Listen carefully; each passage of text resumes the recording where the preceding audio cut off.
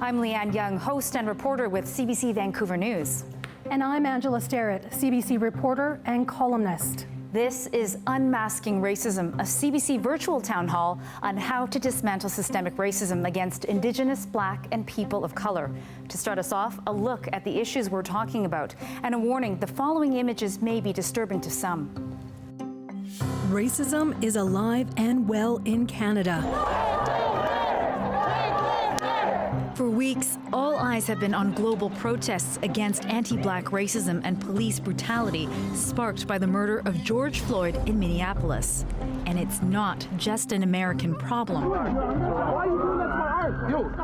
If my friends weren't there filming, I probably wouldn't be here. I'm tired of crying. There needs to be solutions. I have seen this before and yet not seen the needle move. But racism is not limited to police violence. Indigenous, Black, and people of color experience it every single day. And some of us are hurting. The cop opened my door and pulled me out of the driver's seat by my hair, threw me on the ground with a gun in my face. I was scared, just the whole thing being handcuffed. It's in our newsrooms, our businesses, and our community. If it was non-Native grandfather and granddaughter, I don't think they would have done that. I didn't realize how angry I was about it. It's in our justice system, our schools, our workplaces. I didn't understand how hurtful this is to people who live with discrimination every single day. I've always acknowledged that I come from a place of privilege, but I now need to acknowledge that that comes with a massive blind spot. I've had friends who are Caucasian who've done this in recent years, and I've had to speak out on it. To cut your turban off and you look like a Canadian. When I was growing up, I fought racists. There's a lot of people out there that couldn't do that. They couldn't fight back. They didn't have the ability to do that. But racism is so normalized, so insidious, some deny that it even exists in Canada. Or if it does, it's an anomaly, and at least we're better than our American counterparts. Well, we are no better. You don't know a damn thing. Go back to China where you belong. Emotionally, she's going to have to deal with this assault, which happened. They're like, look at these people with their f***ing masks. What's wrong with society? You hung, go back to your country. It didn't matter whether I was wearing a mask or not wearing a mask, I was still going to be targeted. Going down the road, no one's going to like the Chinese community. The driver will pull up and give me a look. It's scary for people, even for myself. And so it says, kill all. You have to call out racism. We have to stand united and together and to say that this is not acceptable. Before we begin, we'd like to recognize and honor that we are on the ancestral and unceded territory of the Squamish, the Tsleil-Waututh, and the Musqueam people. And we are so grateful to be here. Thank you for joining us on CBC Radio 1 on Listen, Gem, and our social media channels. Tonight, we'll be spending the next 90 minutes listening and learning. We are going to lean into our discomfort and acknowledge our complicity as the public broadcaster. 9 panelists from diverse backgrounds will be joining us virtually, while Lien and I are physically distanced here in our studio. We'll be breaking down the conversation with 3 panelists at a time on 3 topics. We'll be looking at institutional racism, organizational racism, and everyday racism. Angela and I have questions for our panelists, but we also want to hear from you during this town hall, wherever you may be across BC. So send us your questions in the comments section of our live stream on your local CBC Facebook pages, YouTube and Twitter, or you can always call us in Metro Vancouver at 604-669-3733, toll free across BC at 1-800-825-5950. We begin by looking at what needs to change within our institutions. Our panelists are Professor Annette Henry with the Faculty of Education and Social Justice. She's also the David Lamb Chair in Multicultural Education. And Sergeant Valerie Spicer is with the Vancouver Police Department's Diversity, Inclusion, and Indigenous Relations section. And finally, Bowen Ma is the NDP MLA for North Vancouver Lonsdale. Welcome to you all. Thank you so much for having me. Annette Henry, we're going to start with you. Systemic racism is entrenched in so many of our institutions, from police to education systems to media, including us here at the CBC. However, we often hear from people who are miffed about this, who say, how can this be in a country that is multicultural, that is so inclusive? How do you explain that? I think people don't really understand what systemic racism is. I think people think of racism as when somebody does, and somebody perhaps calls you a name, or it's something overt. But that's the whole point about systemic racism. It's the way that institutions, that systems work, so that certain people are marginalized, certain people don't get access in the same way, whether we're talking about healthcare, education, or CBC or UBC. And so it creates inequity. And so it's going to be invisible for people, let's just say in the dominant group. For example, we've heard this week François Legault and Brenda Lucky, the RCMP officer, saying that systemic racism didn't exist in the RCMP or in Quebec.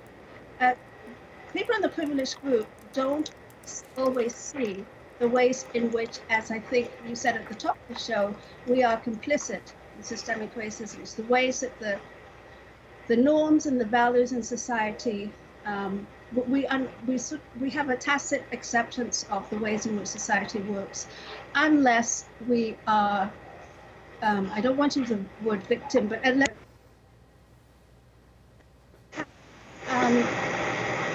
looked at things critically to see where the inequities are. Annette, thank you for that. You talked there about the RCMP. Brenda Lucky initially said systemic racism does not exist. She did say at one point it does exist. Right now, Sergeant Spicer, we're hearing about a lot of criticism from the public towards the RCMP to the VPD. In fact, the VPD has been at the center of criticism from the public. The VPD has admitted there is systemic racism within it today. If this is true, why are we not seeing these structural changes within the VPD in 2020?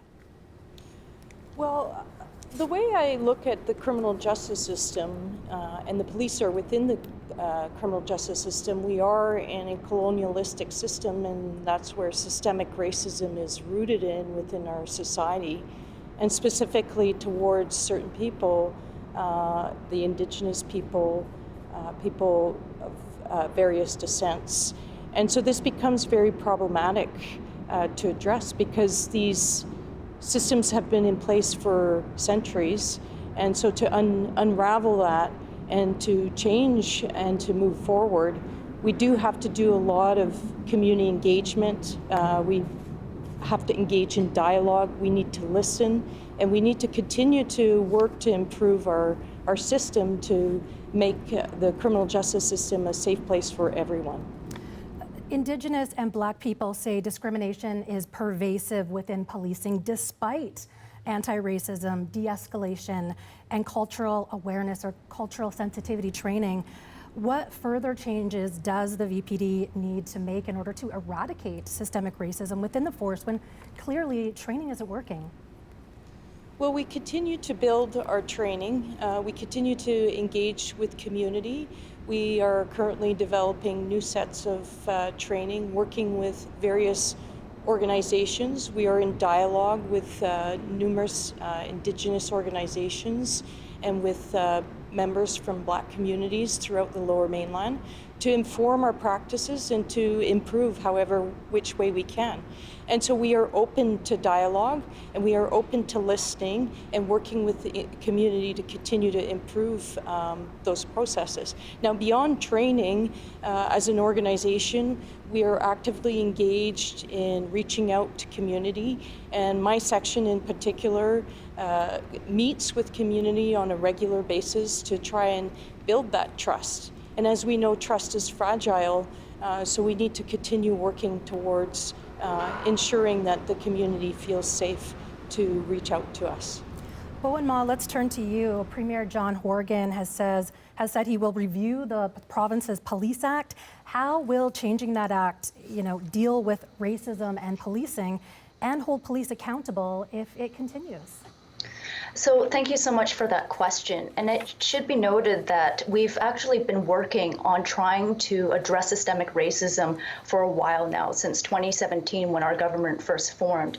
In particular, to your directly to your question about policing specifically, some of the laws that we've changed already include strengthening BC's Independent Investigations Office, which independently investigates police-involved incidents that result in serious harm or death, and also introducing new binding standards on police stops to forbid arbitrary stops or ones based on race.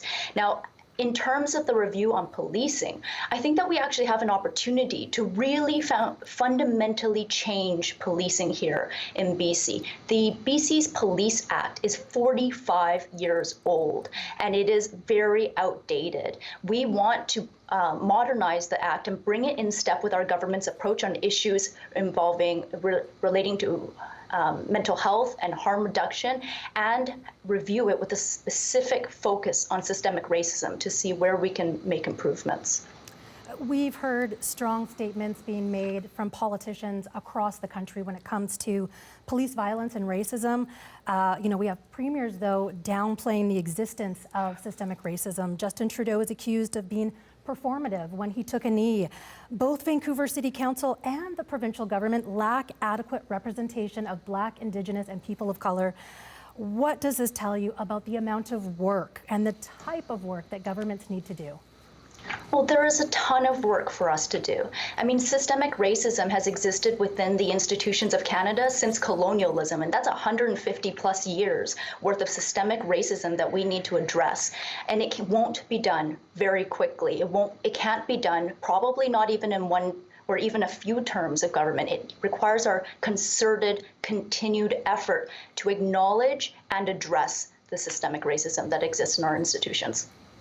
And Annette Henry, one institutional change that the province has been working hard on is incorporating the teaching of Black history in BC school curriculum. How far will this go?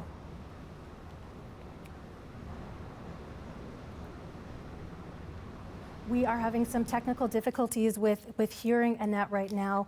Angela, I'm going to jump in for 1 second. Absolutely. I just want to remind our audience that we are taking your calls tonight, and we see there's many of you logged on our Facebook pages, on YouTube and Twitter, so leave comments and questions in those comments section on those live streams. And you can, of course, always call us in Metro Vancouver, 604-669-3733, toll free across British Columbia, 1-800-825-5950. Leave your questions, your comments, and Angela and I will pose them to our panelists tonight. That's right. And Annette, I understand your audio's working. We're asking you about Black history being taught in the public curriculum. How far will that go? How far will it go? Meaning, what do you mean, how far will that go? How far will it go in terms of addressing an institutional change that we're seeing in schools right across BC right now? We're seeing a lot of Black students come forward with concerns that they're facing anti-Black racism in schools. Will this type of curriculum address that? That is one of many areas. So Black history is not going to change the world, but it will make a huge difference for Black children to see a reflection of themselves and to see another version, let's say, of history.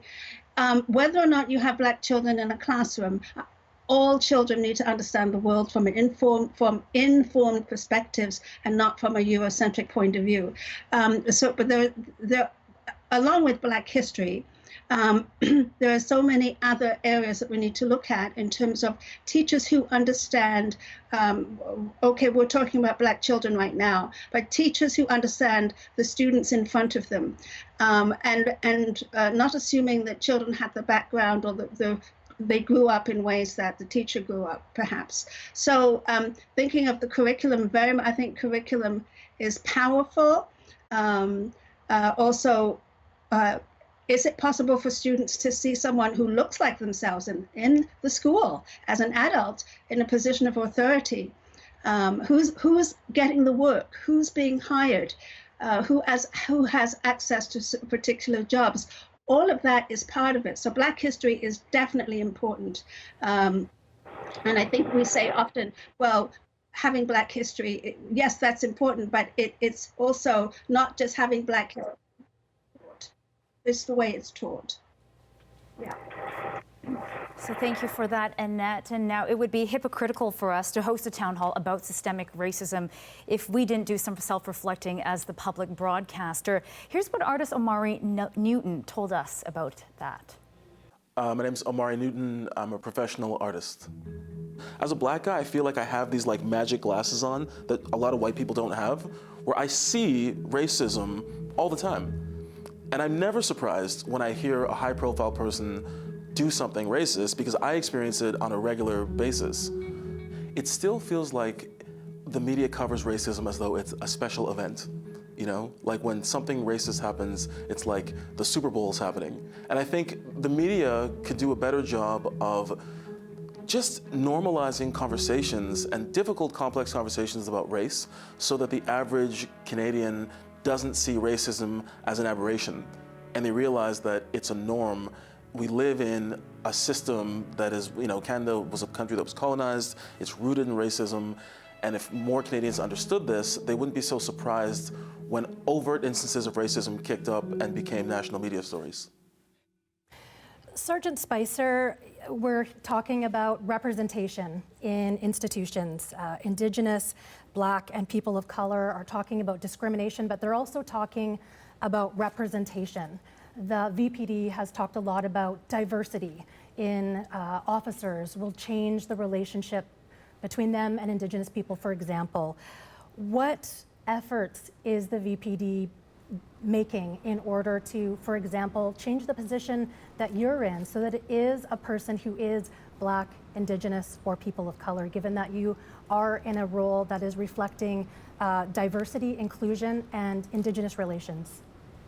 Yes, certainly increasing diversity within the police department is one of our major goals, and within our recruiting section, our recruiters descend into all types of communities throughout the Lower Mainland and across the province and country to do outreach, to get the largest representation of our communities.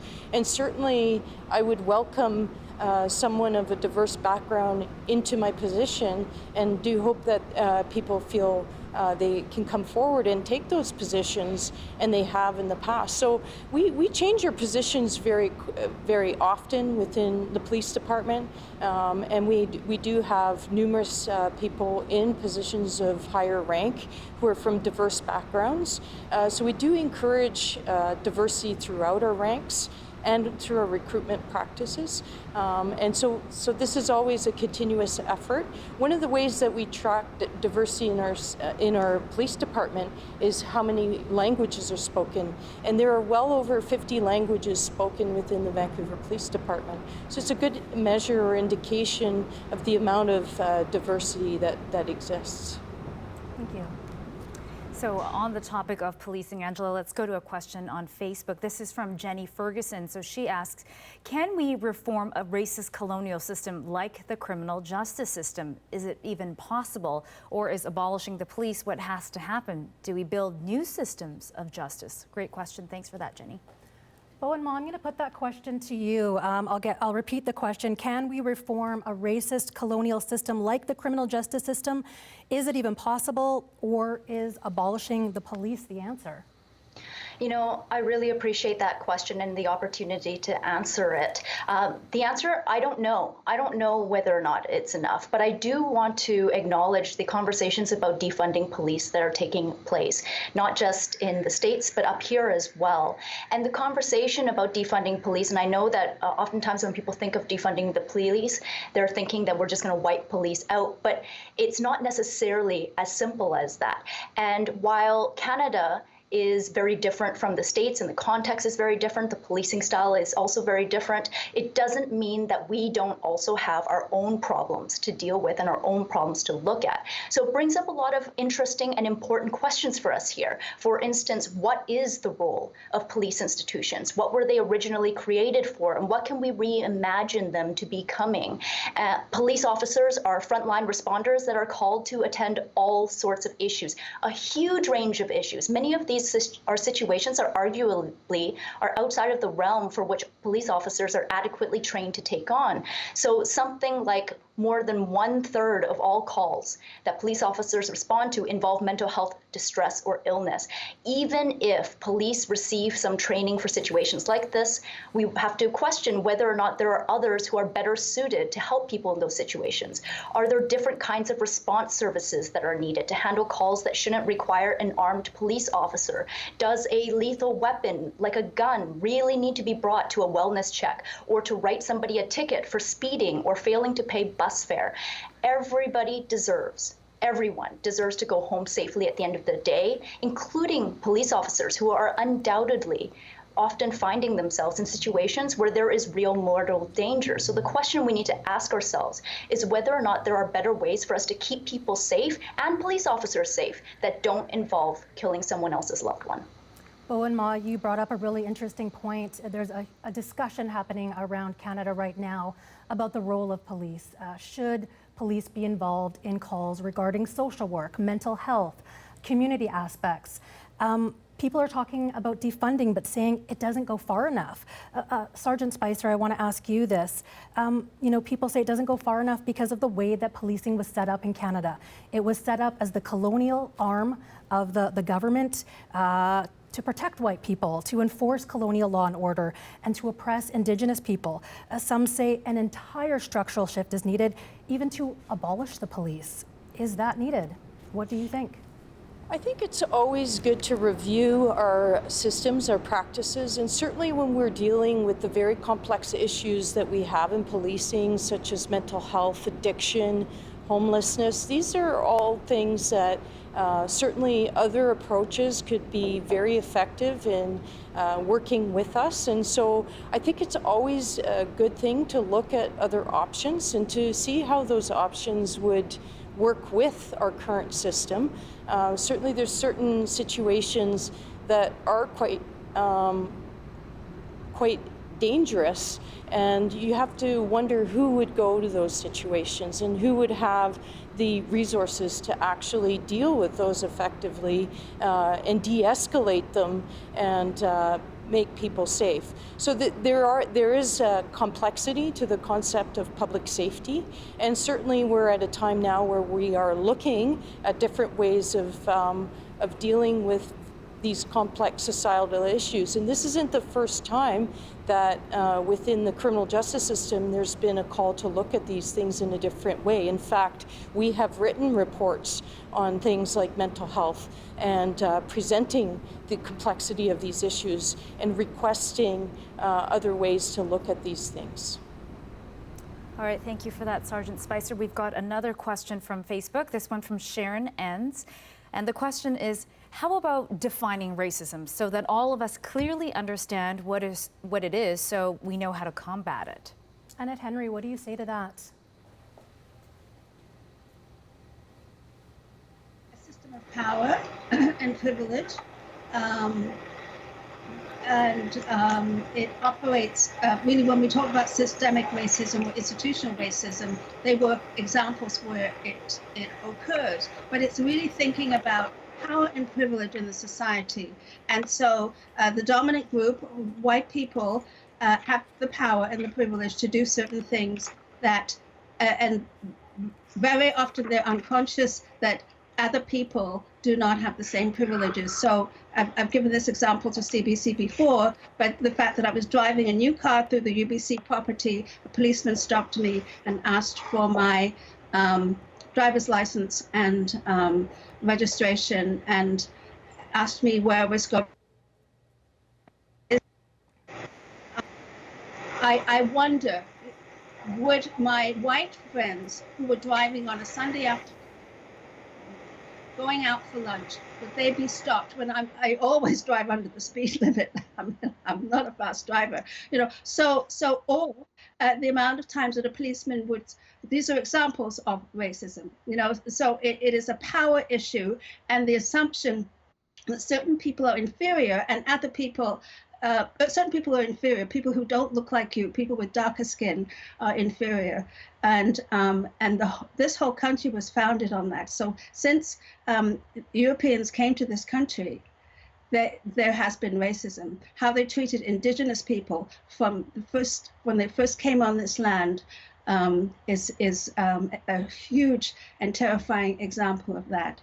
So as you reported the other day, one of our students at UBC was racially profiled, a wonderful master's student who had his supervisor's permission to go into her office and do some work. And however, he was stopped by security. He couldn't possibly who he said he was, even though he had the credentials. He must be a thug. He's a black male on the campus. So these are the kinds of ways in which power and privilege occur. That if another master's student, a white master's student, with a letter from her supervisor or his or their supervisor, and her card to say, I'm a student at UBC, would they be stopped in the same way? So, and that was the second racial profiling that this young man has had since December. So that's an example of racism, power, privilege, whiteness. Thank you so much, Annette. And there you're talking about carding. This is something that happens all across Canada and in Vancouver. It means people are racially profiled, pulled over, asked what they're doing. This happens often to Black, Indigenous, and people of color more often. Bowen Ma, I'm wondering, the Premier says we have a lot more work to do to make our provinces safe for people who are often the targets of oppression and hate. What further action will the provincial government take at this point? So one of the most important actions that we took as a government when we first came into power in 2017 was to work to bring back the Human Rights Commission. For about 10 years, BC was actually the only province in Canada without a functioning Human Rights Commission. And this is incredibly important because Human Rights Commissions operate differently from human rights tribunals in that they actually address systemic racism. So we have that work, or that commission is now back in place, and they've got a lot of work ahead for them.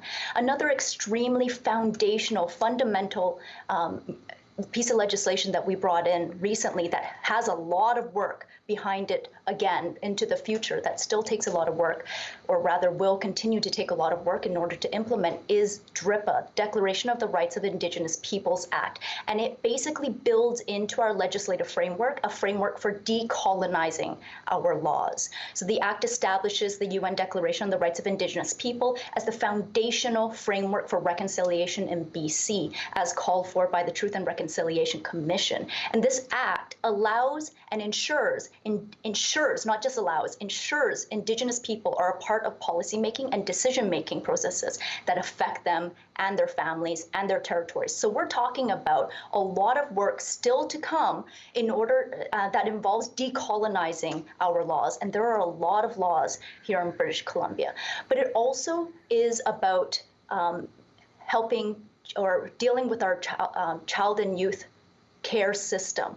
So for instance, in BC in 2017, Indigenous children made up nearly 2/3 of BC's children in care, despite making up less than only 10% of the overall youth population. And so actions that support former youth in care and work to end the epidemic of Indigenous children in foster care are incredibly important. We've already done some of that. The tuition-free post-secondary education that was expanded recently led to a 443% increase in former youth in care going into post-secondary education. And keep in mind that when we talk about former youth in care and youth in care, we're overwhelmingly talking about Indigenous people.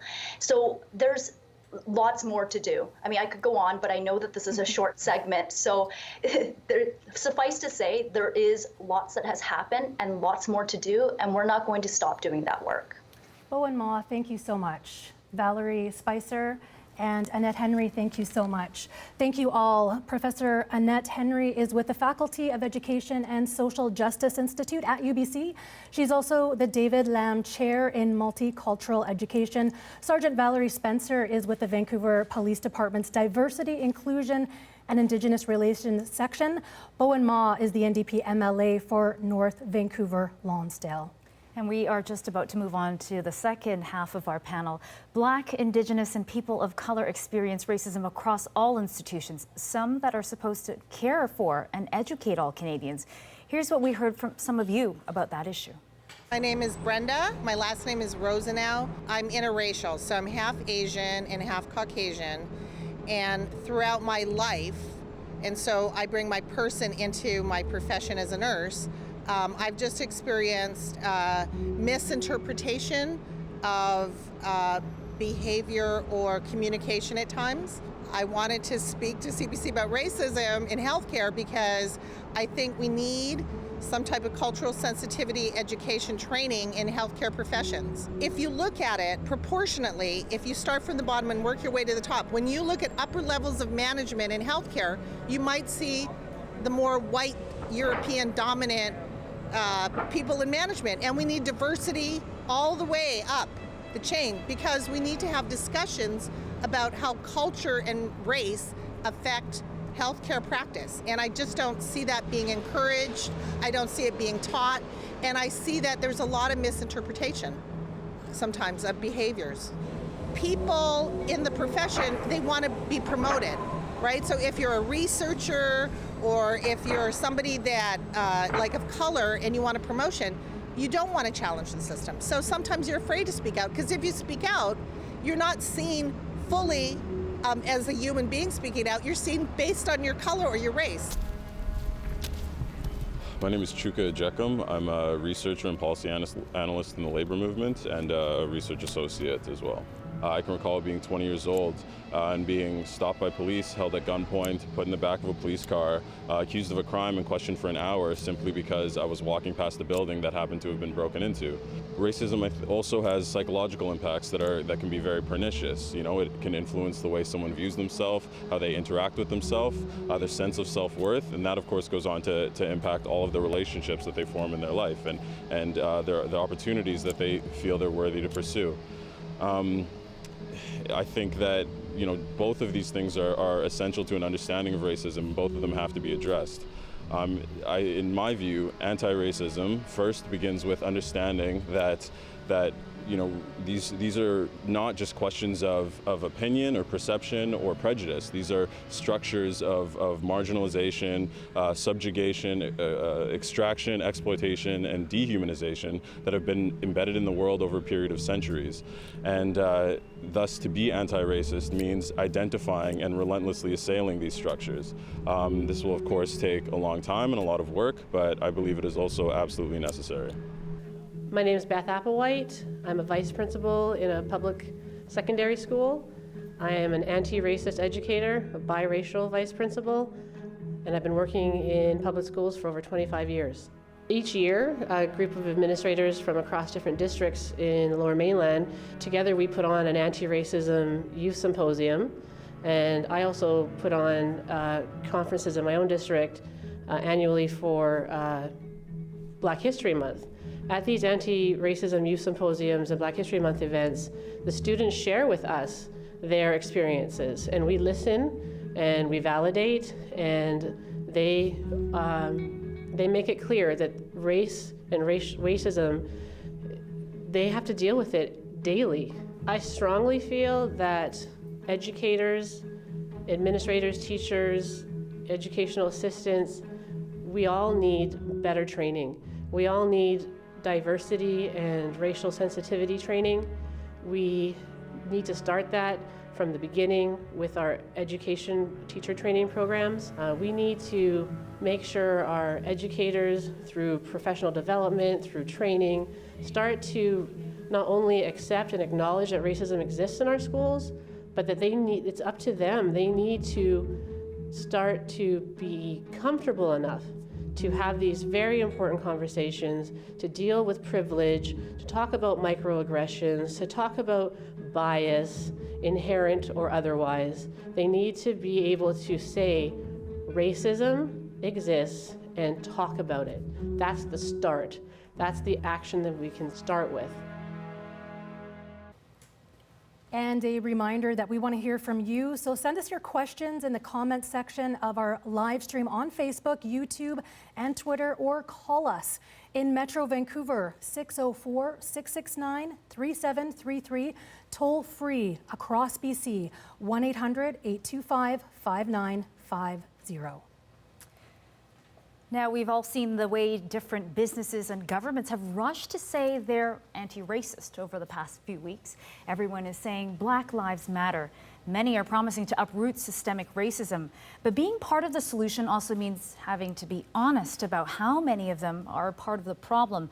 Joining us now for this conversation is Parker Johnson, an organizational change specialist with Elevate Inclusion Strategies, Corey Wilson, the Executive Director of Indigenous Initiatives and Partnerships at BCIT, and Manjot Bains is a writer and former Senior Program Advisor in the Multiculturalism Program of the Department of Canadian Heritage.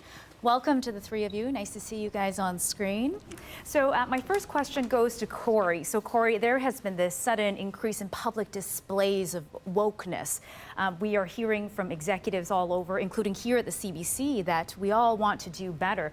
But leaders who want to dismantle a system that's historically privileged white people, what are some of the hard questions you think they should be asking themselves right now?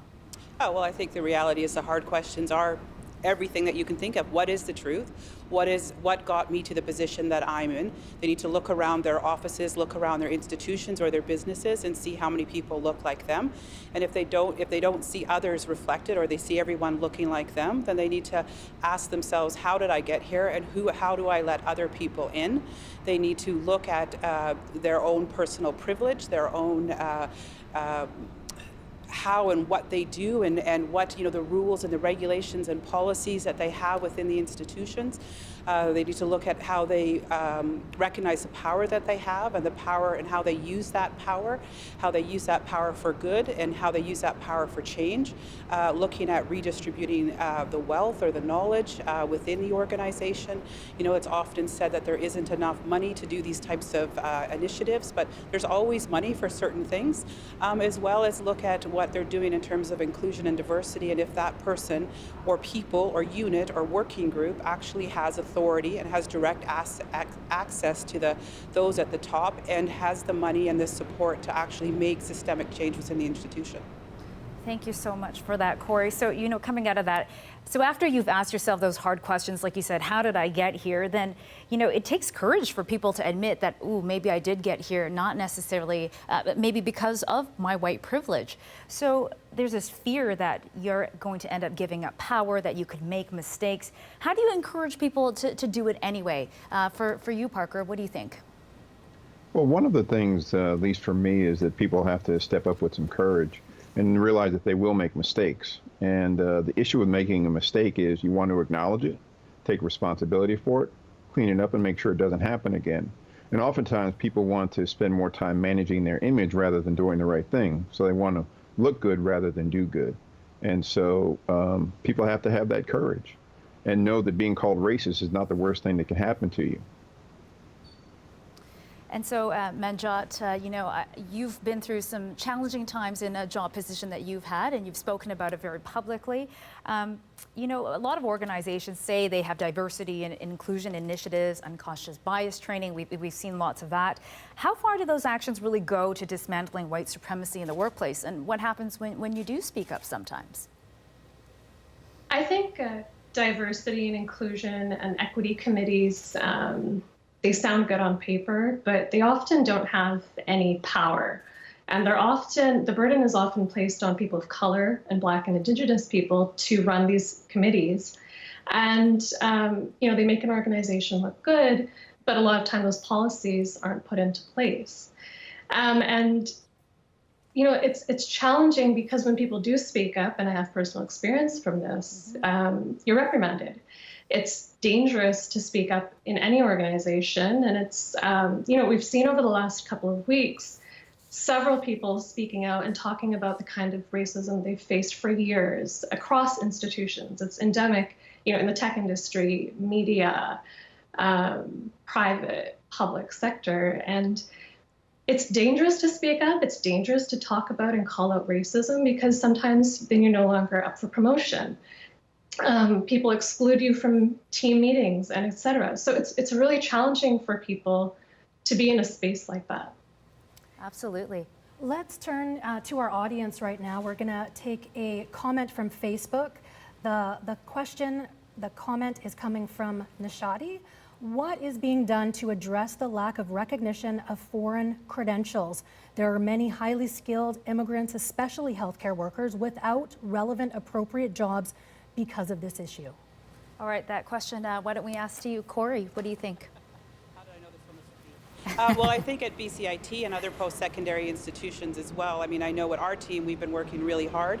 Our international team, as well as our innovative, creative teaching and learning team, are really looking at micro-credentials, looking at how we are innovative, how we recognize prior learning, looking to build systems and programming and structures that make it much easier and for people to be recognized, to recognize those foreign credentials and allow them to quickly get to the job market, particularly in areas where we need these people. We did a very successful program transitioning former veterans into new jobs, and I know our team, led by a man named Kevin Wainwright, is working exceptionally hard to look at how, particularly in this time, how we transition that and make it easier, more accessible, and not quite as expensive to get people into the jobs, particularly in healthcare, where we need them.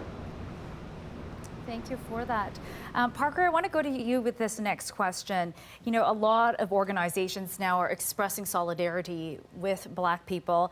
We've seen, you know, I think take over all of our Instagrams over the last couple of days and weeks, these Black squares. Everybody is saying Black Lives Matter. And now these businesses, though, some of them are facing backlash because they're being called out for performative gestures. What are they not understanding about what it takes and what it means to stand with people of color? Well, I think first and foremost, as was mentioned earlier by Corey, people need to look at themselves and their values, their beliefs, their practices within their organization so that they aren't called out on those things. The other thing is for them to really take a stand in a way that's meaningful from where they are. What are the things that they can do in the moment right now, both in terms of transformation of their organizations, their practices, their hiring, and so on and so forth. But just to make these statements without any substance behind them, people will call folks out. And so a really clear self-assessment of where are we and where do we need to go, and starting from there, not to do some performative gesture which really reveals that you don't have any understanding of actually what's going on.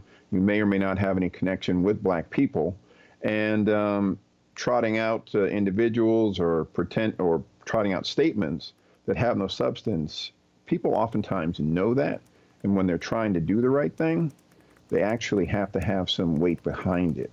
And I know a few organizations that have been called out on that, and others have been slower to come forward, which has been good. Black people, this is not a flavor of the moment, so folks need to take stock and actually really look at where they are. And not everybody has to come out with a statement immediately. Take your time, do it right. That's good advice. Take your time and do some internal reflection, right? Mm-hmm. I want to go back to something that Manjot had talked about being reprimanded when people of color do speak out. And what we've seen with so many of these companies are former employees coming back to voice their concern because they felt like they didn't have that safe space. So Manjot, question for you, what's your suggestion about how we make workplaces a truly safe and inclusive space? You know, I don't know if I have a response for that. There needs to be a real transformative change within organizations to make safe spaces. And that doesn't just mean having representation. That's one piece of it, having representation at all levels, particularly at upper levels in an organization. But, you know, things like training is not enough. The challenge is that the institutions are often they uphold white supremacy. They are systemic with racism. And so you can implement, unconscious bias training or other types of training in a workplace, but it won't actually fix the problem. It's so much deeper. And I think, the VPD is a really great example of this. They've been talking about the diversity and their diversity hires and, putting out pictures of the diversity within their ranks. But if the institution and the system is racist, it doesn't matter how many people of color or you bring in as model minority hires. It's not going to change things if Black and Indigenous people are still being attacked. That's a really great point. And then you get into this idea of tokenism, and that's problematic as well, right? Thank you, Manjot. And I believe we actually have a call, Angela, right? We do. Gobinder is on the line from Vancouver. Gobinder, go ahead. Thank you very much for having me. I do diversity and cultural sensitivity training, and just before I talk about that briefly, much of my background has been involved in the media. I used to be a reporter for CBC briefly. When I was in the private market, I would go on the air, and the switchboard would light up, and they would say, "Take that Hindu off the air." And I'm thinking, you people can't even get the right religion. And for many years, I called myself Tony Gill. Now I do public speaking and I do diversity training. I think a lot of the organizations, they want to do diversity and cultural sensitivity training, and they talk about it, but they do not necessarily take action because they don't view it as investment. And I think the only time when organizations really take seriously when litigation is beginning to take place. That's a great question. That's a really great question. It's a great comment. I put that to you, Parker, about, we've talked about how many organizations don't necessarily take it seriously. They don't take these programs seriously. Yes, and I think that's because oftentimes they look at them as programs rather than institutional and cultural change. They really do need to take stock of how they got to where they are and actually have some vision as to where they want to go and how they're going to get there. And oftentimes people pass up the issue around what's your theory of change process? Where are you and what are the various things you need to look at? And oftentimes people want to do sensitivity training. I rather look at it as accountability training. I don't really care about how sensitive you are, but people need to be accountable. People need to have some vision as to where they want to go. And it needs to be leadership from the top, and they need to look at their values, their vision, their mission, and integrate it throughout their entire system. It can't be a situation where they're looking to have people assimilate into a structure which is not designed for them. And that actually creates not only tokenism, but it also creates resentment and ends up being that people are neither promoted nor retained and are inappropriately recruited. And so you can't plant a seed in hard ground. And institutions really need to closely look at how do we get here? In the same way that when you look at police forces and fire departments, when they decided that they were going to hire women and they decided they were going to hire people of color and they found out that they had a revolving door or women would come in and men would talk to them and say, I don't think of you as a woman, I think of you as one of us. So again, it needs to be a culture shift. It needs to be a shift in terms of how people actually see themselves and the work that they do and who they work for. Thank you so much for that, Parker. And speaking of systems not made for you, we heard from one of our audience members. She reached out to us before this town hall. Her name's Chigurh Pasta, and she's a researcher, a Muslim woman, talking about her experience in her 20s looking for a job. Take a listen. Hi, my name is Chigurh Pasta, and I'm a writer and researcher thinking about how to make the future of work more equitable.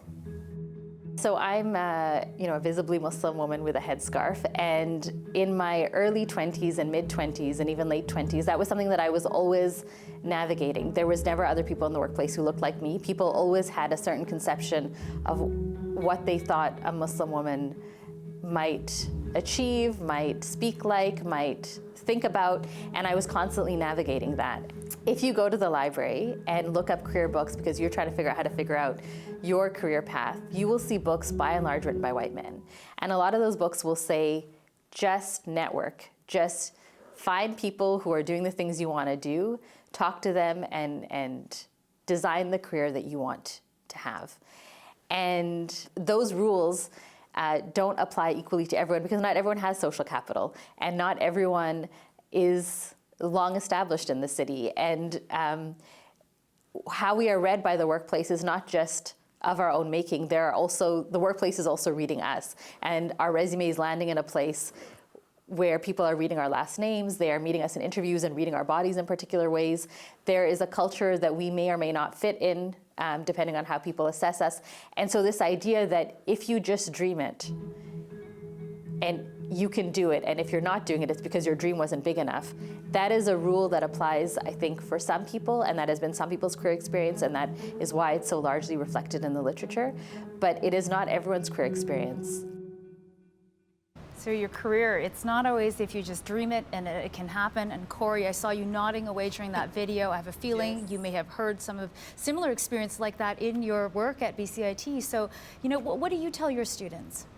Well, I think the reality is that there are so many variables that can help or lead to a student or a person becoming successful and being able to follow and live their dream. It has to be acknowledged that there is a weight that those of us that are Black, Indigenous, people of color carry that other people do not carry, that almost hold us down or make it harder for us to succeed and achieve that dream. It's also important to remember that there must be mentoring, and we hear a lot about mentoring, but mentoring is a two-part process. It's mentoring, identifying, and supporting, but it's also advocating, because as was mentioned in the piece, social capital, we don't have that as Black, Indigenous, people of color. And so getting into places and spaces are things that we have to do. And there's still many places and spaces in this province, in this country, in this world that we are not in. So we can't have an influence. We can't dream for that place, or if we do, it's a much heavier, weightier path to get there. And a suggestion for that I really work hard and strive for is that companies can't wait for BCIT or other institutions to provide them with Indigenous scholars or graduates in finance or graduates in X program. You need to help us and help the school system, help the kids in care that are in British Columbia, as we saw, over 2/3 of them are Indigenous. How do we help those kids stay in school and realize in grade 8 that math is important and that you should strive to take math 12 or whatever it is that they need, or if they need tutoring. So the solutions or challenges to racism to overcome systemic discrimination are vast, but it's going to take all of us to work not only within the places and spaces that we occupy, but we must leverage and work together with others to ensure that the path for people, like the woman that was just mentioned, I apologize, I forgot her name, that the path is not hard or full of those extra barriers. We've got to remove the weight from all of our shoulders, clear the path, and allow a smooth transition to whatever it is we want to dream, and others have to make space for that, and engage in authentic, genuine dialogue that allows that to happen, and ensure that we will all be better for it. I've been known to say many times, if my children don't succeed, your children are not going to succeed either. So we have to work on this together, and we have to figure out a way together to leverage our resources, redistribute the wealth and power, and ensure that everyone has a chance to dream. It's so important, as you say, to make space for other people, especially those of us in leadership positions, right? And Manjot, I know you had quite the reaction also while listening to Chigurh talk. You know, for me, what really resonated, her talking about having an ethnic name. I do as well myself. If you were to look at the spelling, most people don't pronounce it correctly. But Manjot, what resonated for you when you were listening to Chigurh talk there? I mean, so many things, I think. I mean, just the thing around names. I remember one of my first co-op jobs as a university student, I was asked if they could call me Manny instead of Manjot. And I was young and I didn't know what to say. And I said, okay. And I hated it. I cringed for 8 months. And then, once I left, I was like, I'm never letting anyone do that to me again. Learn to say my name. That isn't hard. The other thing about what she was saying around being able to dream, if you don't have access, for me, I'm like, I don't think that's an option. Like when I think about my nephew who's in elementary school, he can dream all he wants, but he's going to hit a barrier once he gets to a certain point, because the people at the top, executive directors, CEOs, etc., who are primarily white, they don't want to give up their positions of power. So there's a cap at your dreams. I don't think that it's I don't know if it can be an equal playing field the way the system is set up right now in any space, whether it's creative or tech or whatnot. Right, and speaking about, the role of white leadership, Ange, I think we've got another question from Facebook, right? We do. We have a question from Natasha from Facebook. The comment is, how can organizations led by white leadership address racism when they experience white fragility when called out? All right, I think I'm going to take that one over to you, Parker, because you do a lot of business training. So what happens when someone calls out white fragility and, bosses might not be happy about it?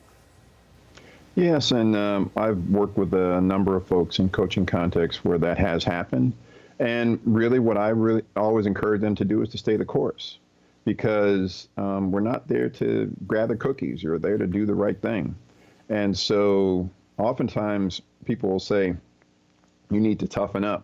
And what I like to encourage folks to do is to really expand and open up and be more compassionate both with themselves and others. And to be able to hear hard criticism, have some strategies around that, to be able to take a breath, take a moment.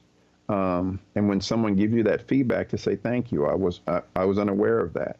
This is something that I need to work on, and I am working on it, and to actually do the work. Because oftentimes people do performative gestures because they want to get accolades or they want to look good. And as I said before, it's not about looking good, it's about doing good. And if we're actually going to look at redistribution of wealth and power and trying to create workplaces that are equitable, inclusive, welcoming, and just, then we have to do that work. And for those who have power, they need to know how to share power. They need to have humility, as well as, in having that humility, they'll increase their humanity. Your humility will increase your humanity. That is a really great point. And, also adding to that, of course, Corey, your point of saying, ask yourself how did you get here, right? And tackling some of those hard truths and creating space for other people.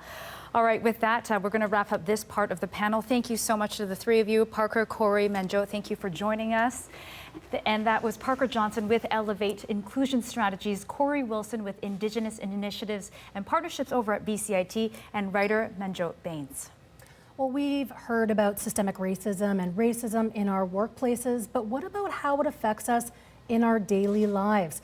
Here are two of our CBC journalists, both Indigenous, with their stories. And a warning, this video contains strong language some might find disturbing. Hi, my name is Gordon Lovren. I'm a Tlingit Tahltan person. I come from the Wolf Clan, and my Indigenous name is Yonatan. My most recent experience with overt racism was 6 months ago. I was going to a coffee shop to get some coffee, and I was in a lineup, and I was the only Indigenous person in the lineup. The rest were all white people getting their coffee. And a young non-Indigenous white guy behind the counter looked at me and went, "Phew." And I was stunned. I thought, for a moment, to give him the benefit of the doubt, I thought, because there's big windows behind me, I thought maybe one of his buddies was in the window and he was just goofing around with him. So I turned and I looked, and there was nobody there. And it just made my blood boil, and I looked back at him, and he just smiled and shook his head like, yes. And everybody in the lineup saw it, but nobody did anything. And I couldn't contain my rage, but I had to, because I was the only Indigenous person there, and if I started a scene, I knew instinctually that the cops would be called, and I would be the one taken away, and I would be the one that was the problem, not the guy who had literally looked at me and shot at me with his phantom gun. Hi, my name is Wamish Hamilton. I'm from the Hupachishit First Nation on Vancouver Island, one of 14 Nuu-chah-nulth tribes. When I was 14, I'd been going to a new middle school, and I got into a physical altercation, a fist fight, with another kid in school, a non-Indigenous kid. And we were duking it out, and I was getting the better of this kid. And then suddenly, I was grabbed from behind. I was lifted up in the air and flipped over like a bag of potatoes onto the ground. And then I was picked up again by the shoulders of my shirt and yarded up, and I could see a big set of adult hands. They were man's hands. Picked me up and threw me down again. Now, I don't know if I could say this on TV, and I'm sure you'll blurt it out, but each time he did that, After the second time he threw me on the ground, he was kicking me. And each time he did that, he called me a savage. You savage. You savage. You savage. Get out of here, you savage. I was 14 years old. And that was a grown man who knew what he was doing and was hateful. I remember every detail of that. I remember what that day looked like. I remember what that day sounded like. I can still see houses, people, kids, this pathway down to our church. I can hear things, and I could hear him. I could still feel his hands when I talk about it. Big thank you to Gordon and Wamish for sharing those stories. Both of them actually are journalists that work with us here at CBC in Vancouver. And we want to hear also your questions and comments. So a reminder to send them to us. You can leave comments in the live stream section of our Facebook, YouTube, and Twitter, or you can call us in Metro Vancouver, 604-669-3733, toll free across BC at 1-800-825-5950. Well, the responsibility of acting against white supremacy and systemic racism doesn't just lie with corporations and executives. Each and every one of us have to carry the mantle. These are not just one-off isolated incidents, but daily occurrences. Well, how do we put a stop to it? Joining me now for this conversation is Jessica Slater, Indigenous Social Innovation Coordinator with Skookum Lab. Jamira Lovemore-White is the co-founder of Black Mutual Aid BC. She's also an organizer with Black Lives Matter. And Adrian Smith is a lawyer and trans human rights activist. Welcome to you all. And it looks like we're having some technical difficulties here. Well, my guess is we will get them on screen. All right, well, very soon. we are waiting to get them on screen, but Jessica's back. Oh, there we are. And hello to you all, first of all. Thank you so much for being with us. Jessica, I want to ask you, first of all, your organization recently held an event to discuss the ways Indigenous people living in Surrey experience racism every day. Tell me about some of those examples of day-to-day experiences. Sure. Hi, Angela. So I'm the Indigenous Social Innovation Coordinator for Skookum Lab. It's a 3-year social innovation project that is looking at the systemic causes for Indigenous child and youth poverty in the region.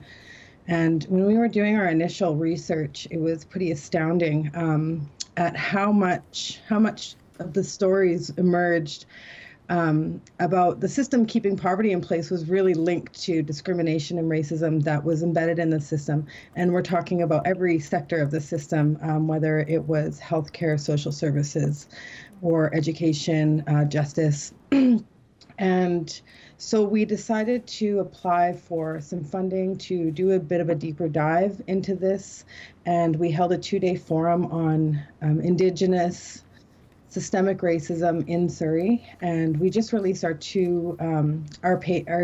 report. So we're really proud to share that. But some of the stories that we heard at that event were really about, people not wanting to bring their kids to the hospital for fear that, a child injuring themselves will be perceived as a neglect or harm case, and MCFD will be called. The ministry was brought up a lot, actually, and in the fear that exists in a lot of families. And, just stories that this happens every single day in our culture, and it's not going away. And so we're really proud to be continuing with this work and really proud to share that report.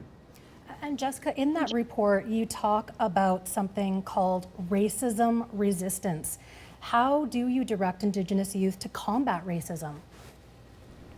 In my previous role, I was a social enterprise coordinator for the Fraser Region Aboriginal Friendship Center, and they have a program that trains Indigenous youth in infirm care to be consultants and be experts in their own lived history instead of bringing in non-Indigenous consultants to study, our people, our community in this very extractive manner. And we developed a program with Dr. Cynthia Sturby's called Decolonize 101, and it was basically around racism resistance. So we know that this exists in our community, and what are some strategies that Indigenous folks and people of color can employ to resist the racism that they endure every day. And Jamira, I want to bring you into this conversation. I know you've spoken in the past about many people thinking of racism as a thing of the past. For example, people think about segregation, for example, in many cities up until the 60s. But we know racism is alive and well today, but it's often hidden from those people who don't experience it, at least. How does your day-to-day experience as a Black person confront that notion that racism doesn't exist or that it's rare in Canada?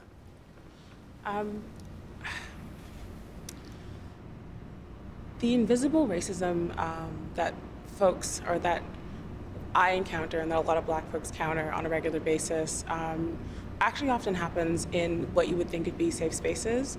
So sometimes it's with friends or at a workplace with colleagues, people expecting certain things of you because they think they understand parts of Black culture, and then attributing that to you because you're Black. Badgering to be able to use certain words that are incredibly offensive. Microaggressions such as touching your hair unnecessarily. And a lot of people have not really done the work to deal with their own implicit biases. And so these things are part of the larger amount of actions that can contribute to everyday racism that a lot of Black people feel. And Adrian, I see you nodding your head a lot throughout this conversation. How do you describe the way that you navigate the world in a very different way as a white person? Well, I'd like to begin by acknowledging my complicity in a system of white supremacy that is real. It is part of the social fabric of the Canadian nation state, and it is everywhere in the world. And for white people, it's like sunlight in the way that we don't even see that it is happening, and it benefits us. And because we are the benefactors of an unjust system that's literally killing people, it's our job to intervene in that and to dismantle the system. I think we may go to a phone call. I think this one might tie into... Oh, our phone caller is not quite on right now, but we do have a question from YouTube. We've seen moments like this from before, yet the answer has always been institutions and police need more training with no results. What radical changes to systems should we seek to address this issue? And this is from Charles from YouTube. Jessica, I'm going to put that question to you. We've seen a lot of discussions in Canada right now about Indigenous people's relationship with the police. What are your thoughts about this question? I'm really proud to be a part of Skookum Lab because we're one of the first Indigenous-led social innovation labs in North America, and we're taking a systems approach to looking at this issue.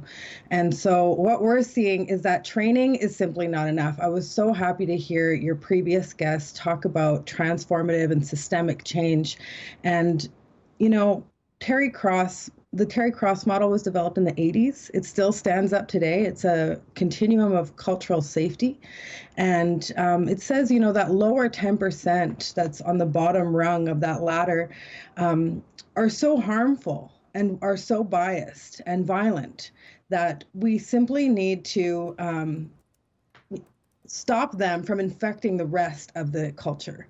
And so I don't know how we can impact systems by doing like bias assessment, but definitely what comes to mind is what the previous speaker spoke about with the embedding accountability systems in every step of the way, in every sector, you know, and not allowing people that have such harsh implicit bias to have access to people of color and Indigenous people.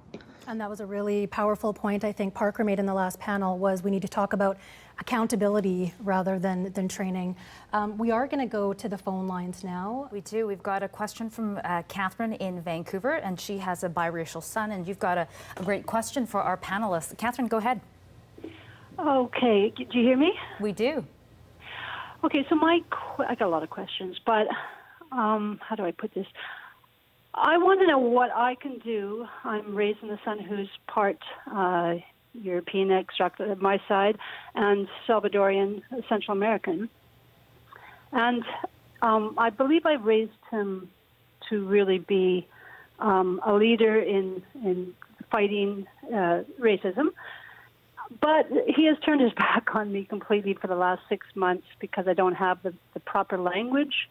I believe I know what he maybe has gone through in his my bringing him up as a single parent in Vancouver, Kitsilano. There was racism, lots of racism, but we haven't talked about it, and it's just been a really hard dialogue. So I'm reading all these books, but he still says I'm being performative. I don't know what I'm talking about. I don't know what to do. So how can I help him and our relationship, which is non-existent right now? Thanks for calling in with that, Catherine. That's a great question. It is a great question. And Jamira, I want to hear your perspective on this. Okay, so thank you for asking this question, because it is a really important one. I think the first thing you're going to have to do is to realize that this is an ongoing process. This is not something that you're going to be able to solve overnight. This is not something that you're going to learn everything about overnight. And I commend you for starting to do the reading. The work is a lot, and you're going to keep uncovering pieces of history that you didn't know, and things about yourself as well. But again, this is an ongoing unlearning, and you're going to have to really commit to that. At a certain point, you'll realize that this is not you trying to help him. This is something that has to be done to actually build this better world that is one where he does not have to face racism. And so, again, continue with the learning, continue with what you're doing right now, and then really try to get to that point where you're seeing that this is not his struggle that you're helping him with. This is something that you need to do as well. All of this learning, like I said, it is quite a lot, but it's really important to get to the point where you see that this is something we have to get to together. And as we're talking about navigating as a person of color, we've got a video from Tessa Russell. She's from Kelowna, and she talks about what it's like being a Black woman in Canada. Hello, my name is Tessa Russell, and I live in Kelowna, BC. Having lived in both the US and Canada, my awareness of racism in Canada has been that it tends to be way more insidious and, in some sense, then dangerous because it's unacknowledged and tacitly acceptable. I've had to show multiple forms of identification when returning items to a store that I have a receipt for, if it's in a large amount of money for the refund. It's things like people walking in front of you when you're in a lineup and then saying, "Oh, I didn't see you there," literally whitewashing you into invisibility. And, you know, even though it's wrapped in this really polite Canadian bow, it still makes you wonder. They question you with things like, "Where are you from?" as if somehow you couldn't be from Canada. Or the way that they walk up to my 3 children who happen to be biracial and they want to touch their hair, and they have questions about them as if they are zoo specimens or pets, and I've had to teach them not to let people touch their hair.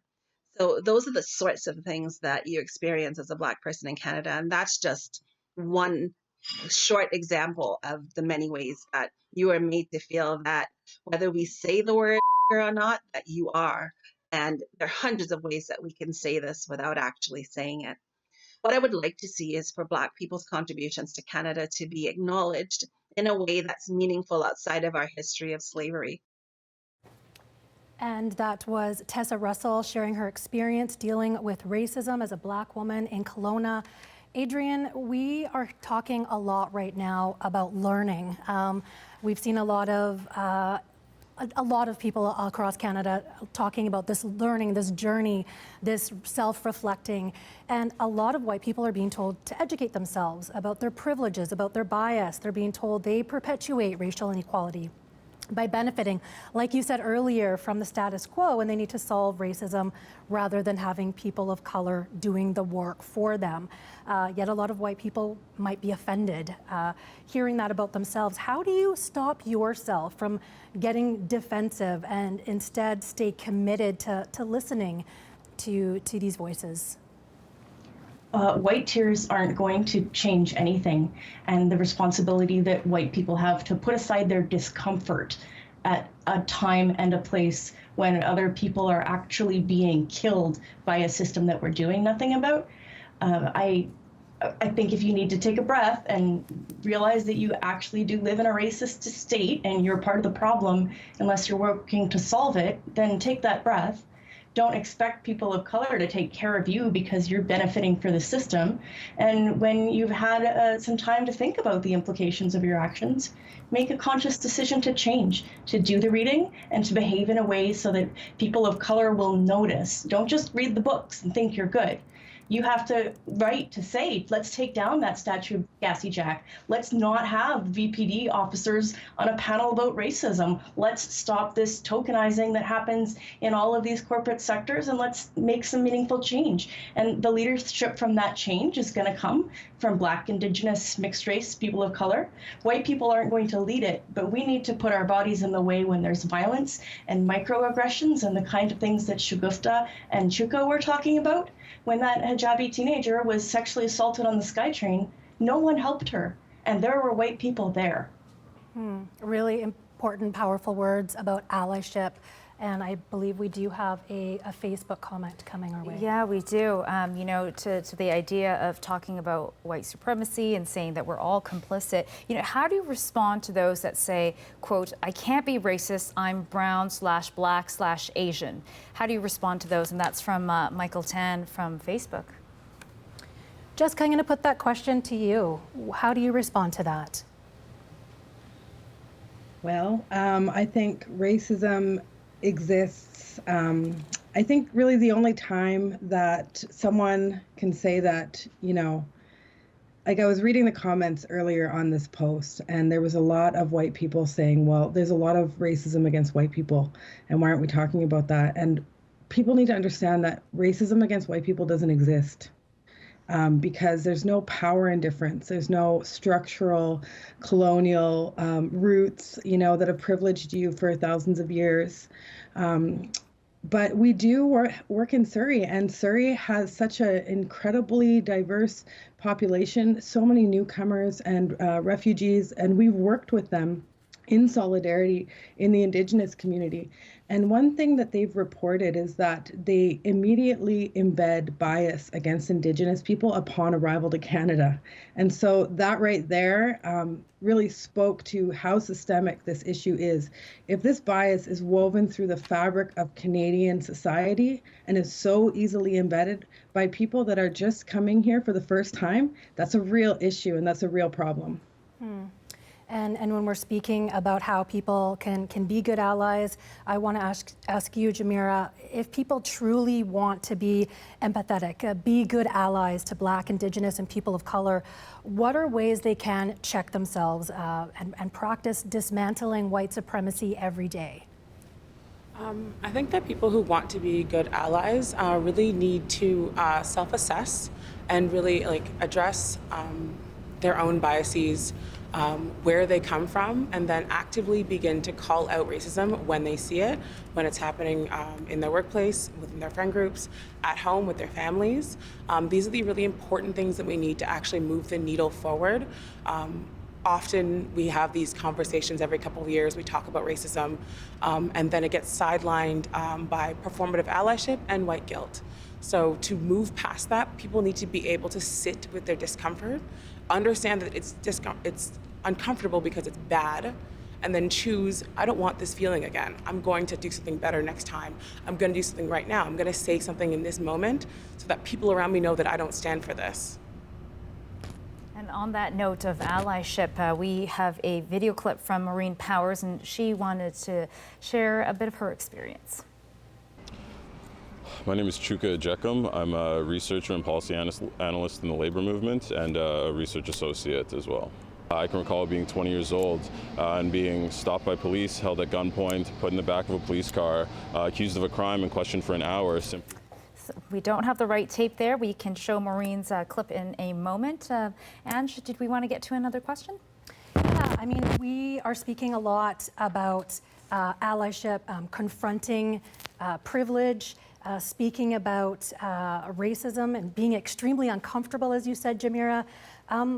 In the end, what is going to stop people from understanding they're benefiting from the status quo? Adrian? Well, I think people get defensive when they hear about white privilege because it implies for them that they don't have any problems. I have lots of problems, but the color of my skin is not one of them. And there is a way for us to build solidarity with people who are different from us. And for white people who are used to identifying as feminists, think of all the times that you've called out sexism in your life and what a positive impact you made by saying that thing that's happening right now, that's unacceptable. Move that over into another environment that you know less about. Do some deep reading and some good thinking about how to call out racism and to admit that you have a role in it. White is a race. We have the outlandishness to say that we don't see it because the system is designed to hide it from us, and you need to dig to see it. Thank you so much for that, Jessica. And it turns out we now do have that clip from Maureen, so we're going to hear from her now. My first name is Maureen, and my last name is Powers. I come from a middle-class environment. I had a mom as a nurse who worked with all kinds of people who were in dire need, and my dad worked a couple of jobs. So I'm not from a privileged, high-end white community. I rubbed shoulders with every kind of person in my early years. In my experience, only it's been a white person who's trying to confront a child, a person of a different culture, or speaking a different language, and making jokes or making remarks. So, yeah, it was, as a white person, it was usually a white person making those comments, and I would stand up to them, and they would, for the most part, usually go silent because they were waiting for me to either quietly walk away or just to kind of stand there and not say anything. So when I confronted them and apparently showed to them that I was not on their side, they would usually walk away or make some nasty remark to me, but I felt good doing that. I felt like that person who was being victimized was supported. And that's what they need to feel. They need to feel supported, that not every white person is going to feel that way. And I only hope that more white people will stand up when they see that together and have their voice sound. And then that will undermine a lot of these bullies and their, public bullies and racists. Mira, I want to ask you what you thought of that clip, but also how common it is to hear that sentiment from a white person. Oh, sorry, okay. It's really good to hear that she took the time to actually call out that. I don't actually hear that a lot. Often people don't really tell me about the times that they didn't stand up to racism. But I know that Canadian politeness tends to allow us to just shrug things off or laugh it away. It made me feel good to hear her say that she used her privilege and it made her feel good, because that's something that we can all do, in a lot of ways. A lot of us do wield privilege, and to use it to empower others is incredibly powerful. It's very useful, and it's how we move the needle. So I was happy to hear her say that.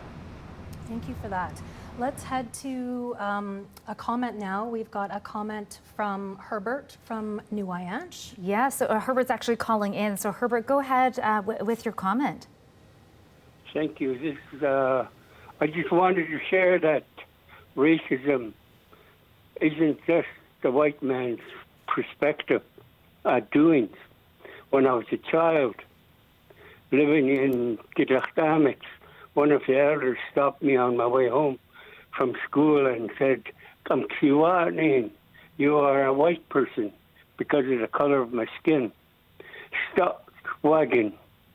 He said, your brother, one of your brothers is a half-breed.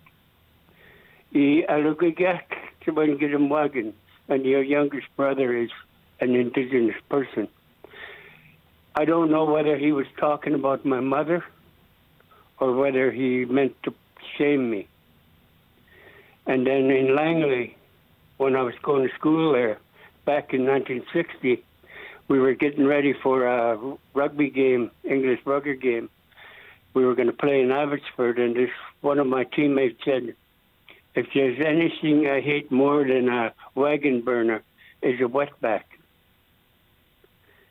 He's my teammate. the other thing that I really wanted to say was, if we're going to be dealing with systemic issues, all the commissions, everything that's been going on in Canada, the federal government always puts our issues on the back burner for funding, and we never get it up front. That's why we still have water issues, we still have housing issues, molding issues, all of these kinds of things that we've experienced over these years. And nobody is saying, like, racism hurts, it's a killer. And so even amongst our own people, our very own people, we have racism. Thank you so much for that call, Herbert. Jessica, I wanted to ask you this as well earlier. He used the word gamshawa there. In the Nishka language, in our language, we say amshawa. That means a white person.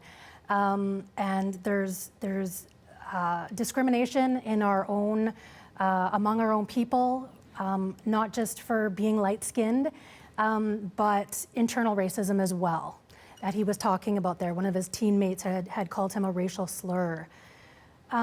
Tell me about how you go about talking about that to the youth in your programs. How do you begin to address something that is so thorny?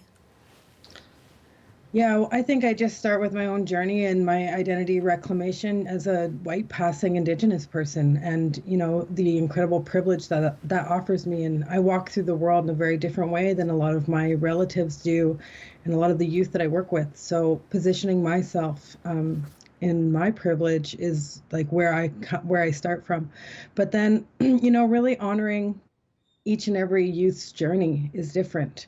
And we work in what we call a culturally intersectional approach in our work in Surrey, because we ground the work in the protocols of the land-based nations, but we also want to be really careful to honor the ancestry of the diverse Indigenous peoples there. And we come to the work with so many different journeys and so many different pathways there and so many different experiences. And, I hear about stories too about internalized racism, like unpacking the shame and guilt that we carry that have colonial roots. And that was really a part of my healing journey, was finding out that shame and guilt that I carried wasn't mine, that largely in part it was systemic. And so doing the work to unpack how our systems were built can be incredibly healing for our Indigenous community. And then allowing a safe container for that work to take place, and then, safe containers for community to come together and heal and be in community is really important. And I don't think there's enough priority given to creating those spaces and creating those moments where we can do our own healing on our own terms. Thank you so much, Jessica. And I want to get some final remarks from you, Jamira and Adrian. What needs to happen at this point in time within the communities that you represent, that you're embedded in order to see systemic, everyday racism addressed in a way that's going to be conducive to the transformation that we're maybe not seeing at this point in time? I would say one of the first things that has to happen to really get this conversation going in the right place is going to be to actually unpack history and look at it without this kind of rosy white lens. There's a lot of our history that we don't know. There's a lot of our history that's been hidden from us, and we're only really taught a couple things, especially when it comes to Black history. And so that's going to be a pretty important piece. It needs to come from everyday people. Learning and reading has to come from the media, telling real Black stories, Black histories that aren't just embedded with white saviors, but with Black joy as well. And then it also needs to come from everyone in their workplaces, just choosing to listen to Black people, choosing to listen to Indigenous people when they tell you some harm is happening, and then acting accordingly to fix that problem. Adrian, final thoughts. Yeah, I agree with Jamira entirely. Believe people when they tell you that the system is killing them. I'm a trans activist, and it was really important to me to stop and listen to Black, queer, and trans people in my community saying police at the Pride Parade made them unsafe. And I supported that call. And I think we're hearing now calls to defund police services across the country. And that's something we need to pay attention to. We don't solve racism by giving more money to police. We don't solve crime by locking people up. Thank you so much to all of you. Jessica Slater is an Indigenous social innovator, coordinator with Skookum Lab. Jamira Love-Moore-White is the co-founder of Black Mutual Aid in BC. She's also an organizer with Black Lives Matter. And Adrian Smith is a lawyer and trans human rights advocate. And with that, that brings to a close our panel for today. Thank you to each and every one of our panelists and our audience for sharing their insight and speaking so candidly. We recognize this was a tough conversation to have and the risks involved with speaking out against racism. And the conversation does not stop here. We at the CBC acknowledge our role in perpetuating systemic racism, and we are committed to doing better within the corporation and in our coverage. Tonight's event was closed caption. There will be a version that includes ASL that will be available on GEM.